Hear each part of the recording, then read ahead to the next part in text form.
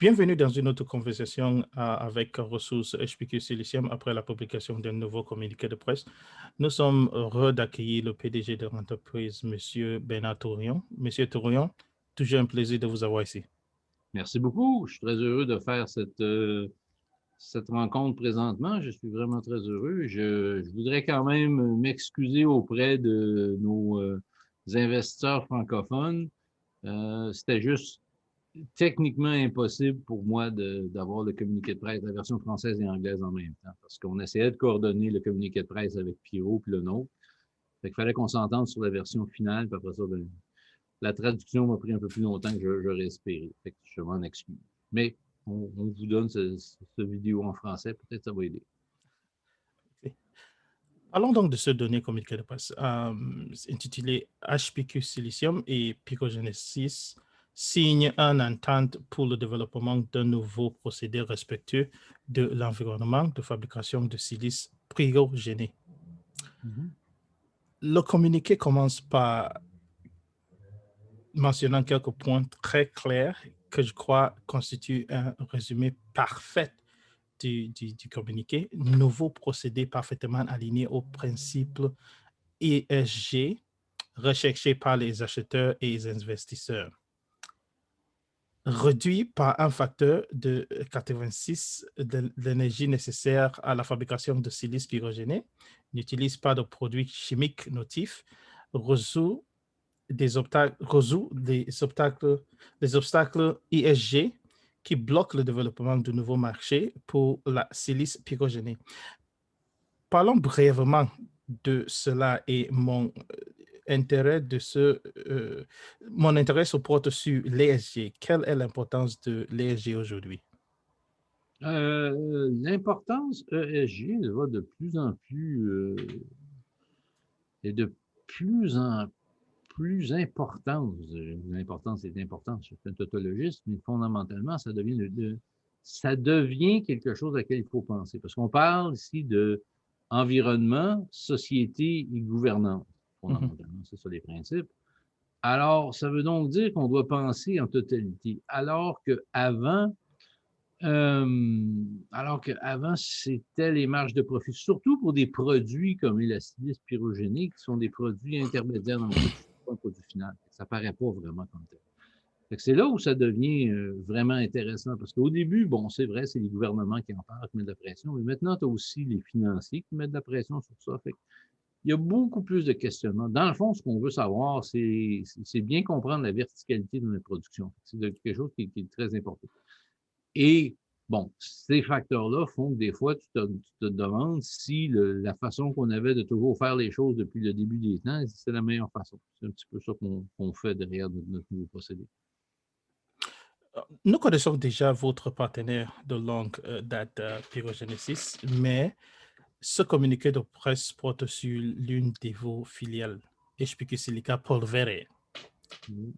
Parlez-nous de ce filiale et de façon dont ces opérations s'intègrent dans le portrait le plus large d'HPQ.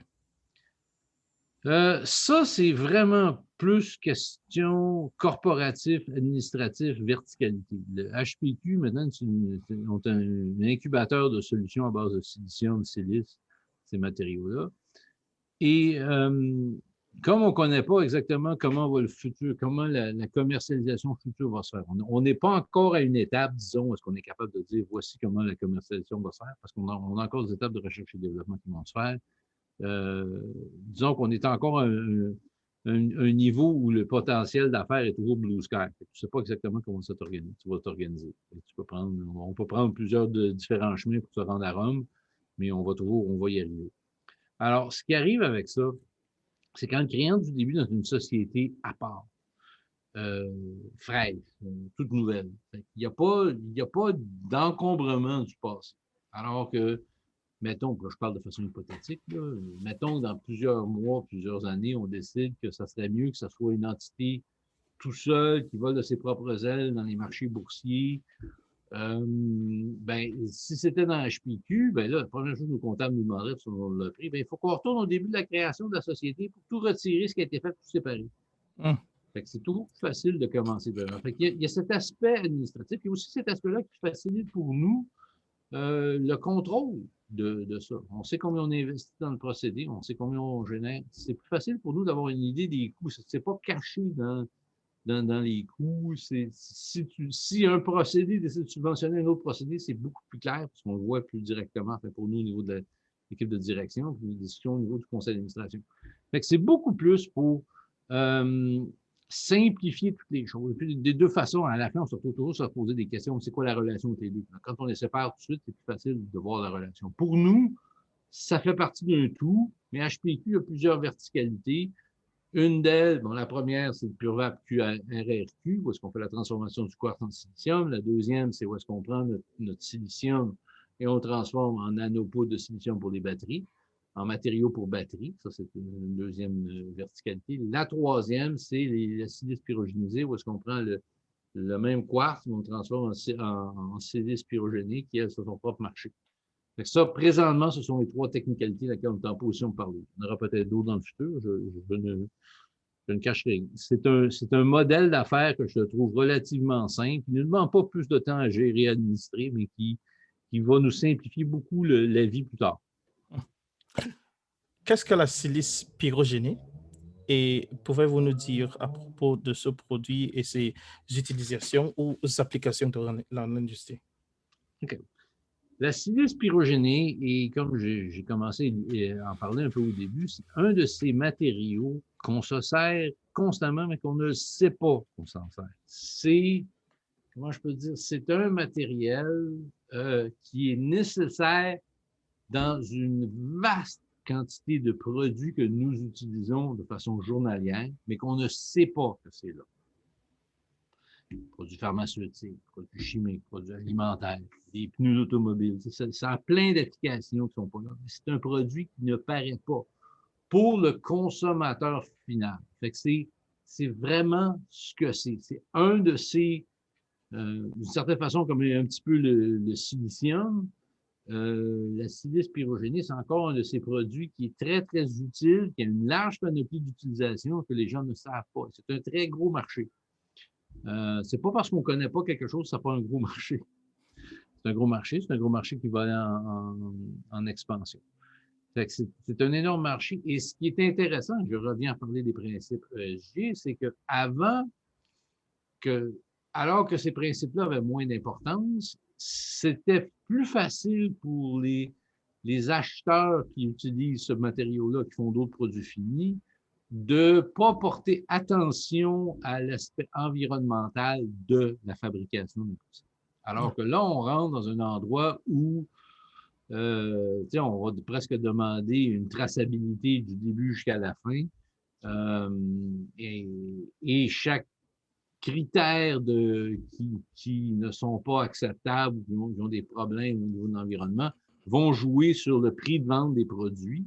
Alors, les gens vont porter une plus grande attention. Fait que nous autres, ce qu'on offre, on va offrir une traçabilité parfaite, une contrôle, une intégration verticale encore parfaite pour le produit, pour les acheteurs. Fait que c'est ça. Donc, le communiqué présente deux figures. La figure 1 présente un processus remarquablement court, alors que la figure 2 est beaucoup plus longue. Pouvez-vous nous expliquer la différence entre ces deux figures?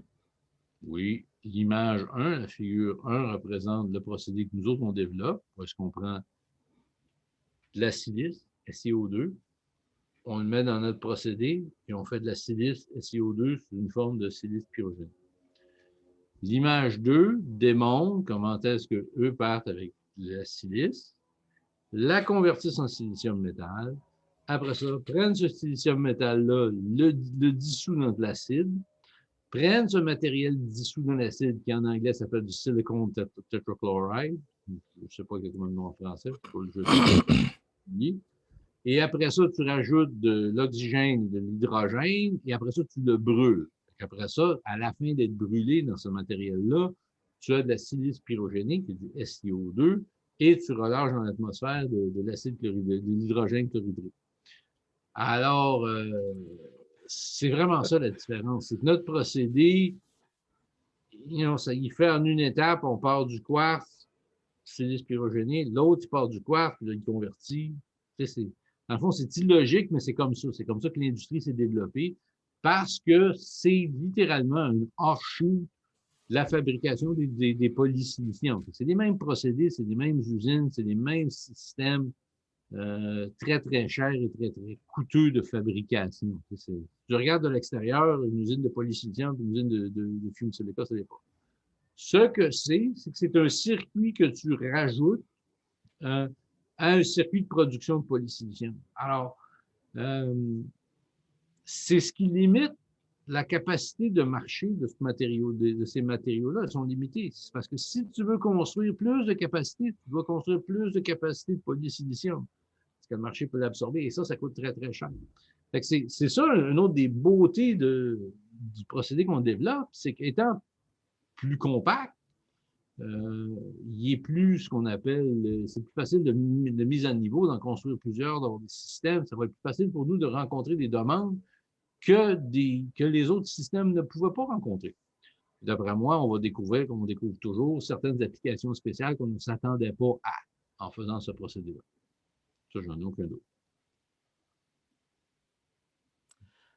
Dans le communiqué, vous dites, je cite, comme le nouveau procédé utilise du quartz comme matière première, des besoins en capitaux ne représentent qu'une petite fraction de ce qui est nécessaire pour construire une usine de silice pyrogéné traditionnelle.